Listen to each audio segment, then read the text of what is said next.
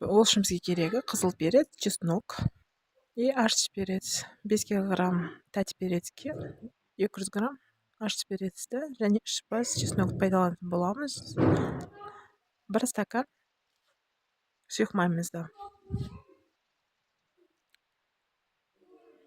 Осылай ішін бөліп алып отырамыз, тәтті перец и аш перецін. 4-ке бөлеміз.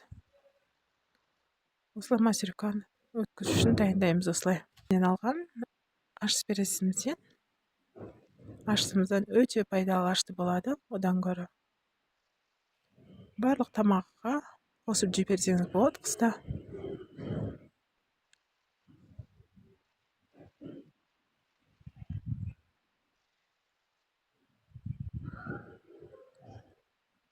Осылай барлығын бөліп алып отырдым.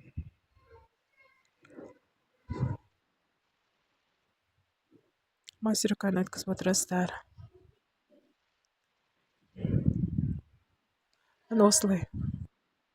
Осылай бөліп алдым. Енді мастерканы өткізетін боламын.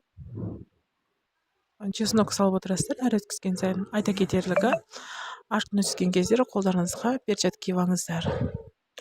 Алдын ала майымыз құйып, сосын жаңағы мастерканы өткізген аштыларымызды салатын боламыз. Сосын тұзымызды саламыз. 1 қасық тұз салдым.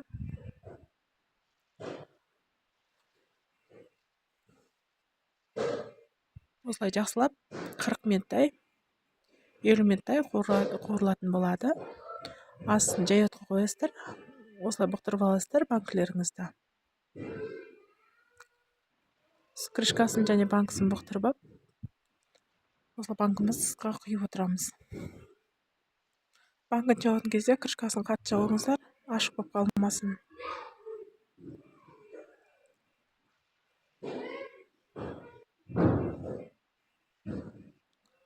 Тура келесі банкте осылай булап аламыз.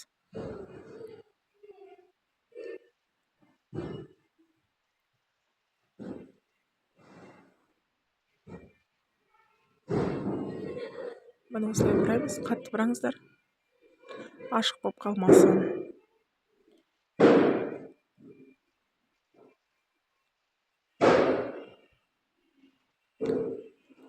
Аштың пайдасы қысы-күні жегенде тәбетті ашады. Барлық тағамға салып жегенге ашты болғанмен өте пайдалы. Әсіресе тұмау болғанда пайдалансаңыздар болады. Сорпамен ішкенге. Мен келесінде тура сөйтіп, крышкасын бұқтырып алып, оны да сөйтіп жауып алдым.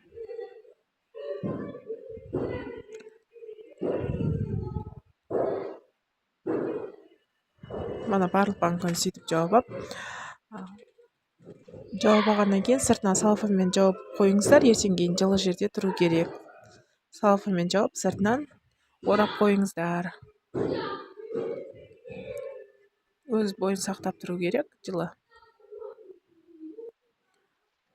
Айта кетерлігі, менің каналымда басқа да рецептері бар тағамдардың. Егер мен рецепт ұнаса, каналымды көруді ұмытпаңыздар. Және де тіркеліп, лайк басып кетіңіздер.